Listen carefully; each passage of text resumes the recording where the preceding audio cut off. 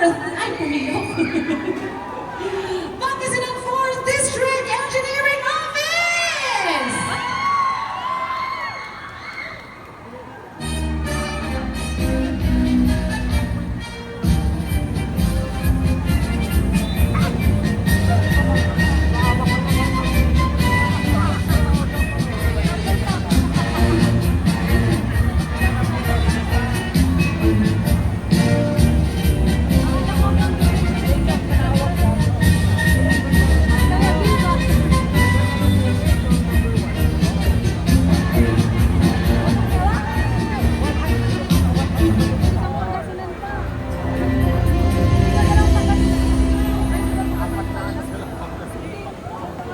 Ang bagong daan.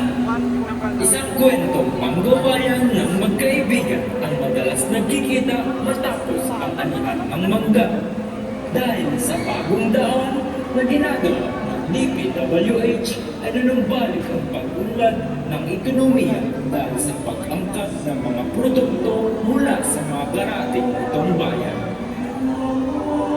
Gayunpaman, bago pa naging maunlad at maayos ang bayan ng San Carlos ay kinala ito sa dating pangalan na Pinalatongan, isang bayan na nagiging na bayani na siyang naging bagong daan para tawagin ang bayan bilang ang Putilaya.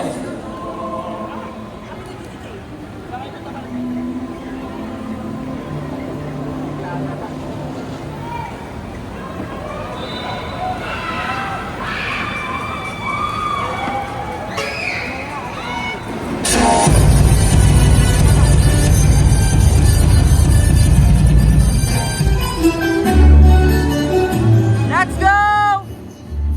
Mang Pedro, itigsa mo ang unang manggana. Oo nga, paring Mang Juan. Kamusta naman ang inyong kubuhan? Eto, matuman.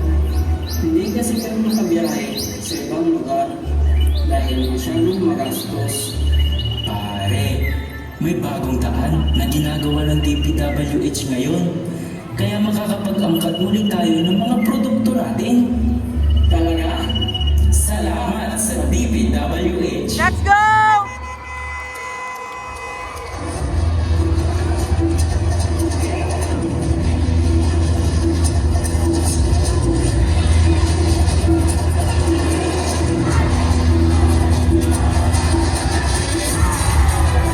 Let's go!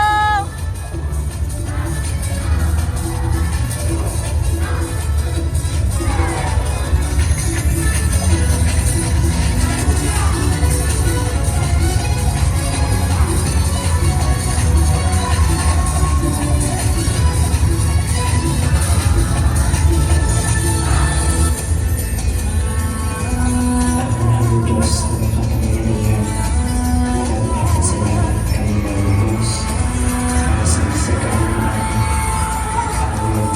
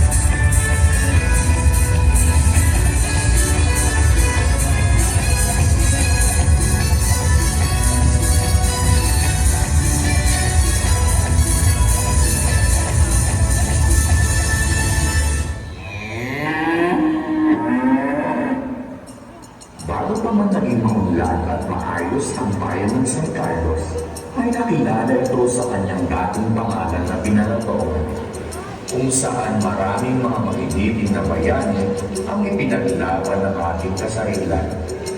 Dahil sa katapangang na ito, naging banturin ang bayan bilang ang Putilaya.